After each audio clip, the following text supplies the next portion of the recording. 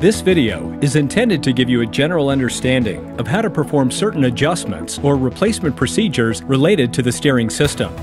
This video, like the service manuals, is intended to be used as a reference by mechanics who have been trained to repair and service steering systems used on commercial vehicles. Prior to making a repair, refer to the appropriate service manual for additional information. Service-related information may be found on our website at www.trucksteering.com. Take all the necessary precautions to ensure both your safety and the safety of others around you. If you are not sure how to perform a procedure, consult your authorized TRW technical representative. Make sure axle stops and poppets are set correctly before beginning this procedure. Do not allow the fluid level to drop significantly or run low in the reservoir during the entire procedure. This may introduce air into the steering system. Find and correct the source of air entering the system before attempting this procedure. Clean the area around the reservoir, steering gear, and pump thoroughly before beginning this procedure to prevent dirt and foreign particles from entering the system. When replacing the reservoir filter, discard only the filter itself. Other components may be required to hold the filter element in place inside the reservoir. Flushing the steering system.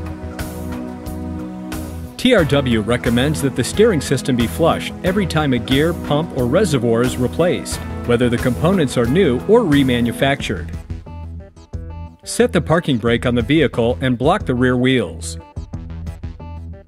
Raise the front end off the ground. Take the vehicle out of gear and put it into neutral position. Raise the hood and place a drip pan under the steering gear to catch the oil. Remove both the pressure and return lines from the steering gear and allow the oil to drain into the drip pan.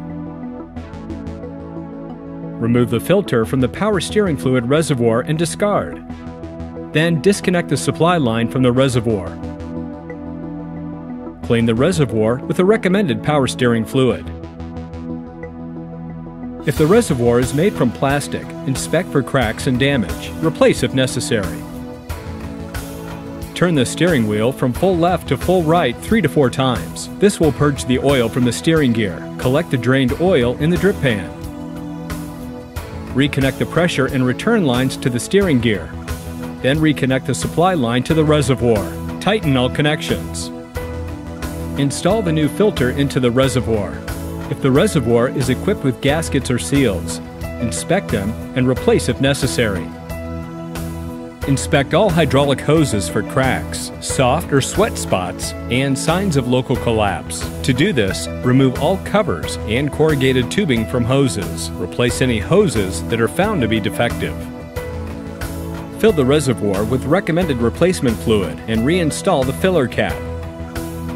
Start the engine. Let it idle for about 10 seconds, then turn off the ignition. Check the reservoir fluid level and top it off if necessary. You may need to repeat this procedure 3 to 4 times. Upon completion of filling the reservoir, start the engine and let it idle. With the engine idling, steer full right and full left once and return to straight ahead. Turn off the ignition, check the power steering reservoir level and top it off if required. Caution: do not hold the steering at full lock for longer than 10 seconds, as this will cause the system to overheat. Restart the engine and steer to end of travel in each direction 3 to 4 times. Turn off the ignition, recheck the reservoir fluid level, and adjust it to the correct level if needed. Inspect the system for leaks and correct them if necessary. Bleed air from the system if required. Remove the drip pan and lower the vehicle. Remove the blocks from the rear wheels and return the vehicle to normal service. Air bleeding the system. Automatic and manual bleed steering gears.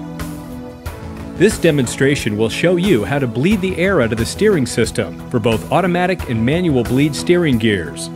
This includes a single steering gear with a manual bleed screw, as well as a dual steering gear system, in which neither the gear nor the rotary cylinder has a manual bleed screw.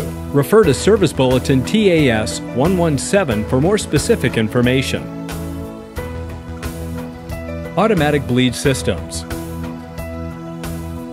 First, check the fluid level in the reservoir and fill if needed. Start the engine. Let it idle for 10 seconds, then turn off the ignition. Check the fluid level in the reservoir and refill if needed. Repeat this process at least 3 times, making sure to check and refill the reservoir each time if necessary. Next, start the engine and let it idle for 2 minutes without steering. Turn off the ignition and recheck the fluid level. Refill if necessary. Now, start the engine again. Steer the vehicle full left to full right 3 to 4 times. Turn off the ignition and recheck the fluid level. Refill if necessary, then return the vehicle to service.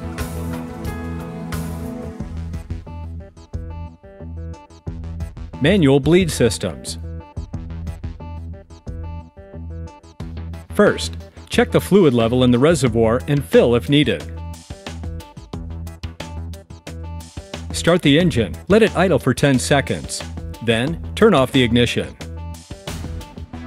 Check the fluid level in the reservoir and refill if needed. Repeat this process at least 3 times, making sure to check and refill the reservoir each time if necessary. Next, start the engine and let it idle for 2 minutes without steering. Turn off the ignition and recheck the fluid level. Refill if necessary. Start the engine and let idle. While the engine idles, steer from full left to full right 3 to 4 times. Stop steering with the wheels straight ahead and loosen the manual bleed screw 2 to 3 turns. Allow air and aerated fluid to bleed out until the fluid does not bubble. Close the bleed screw and refill the reservoir if required. Repeat this process 3 to 4 times until all the air is discharged. When all the air has been removed from the system, torque the manual bleed screw to 3 to 4 foot-pounds.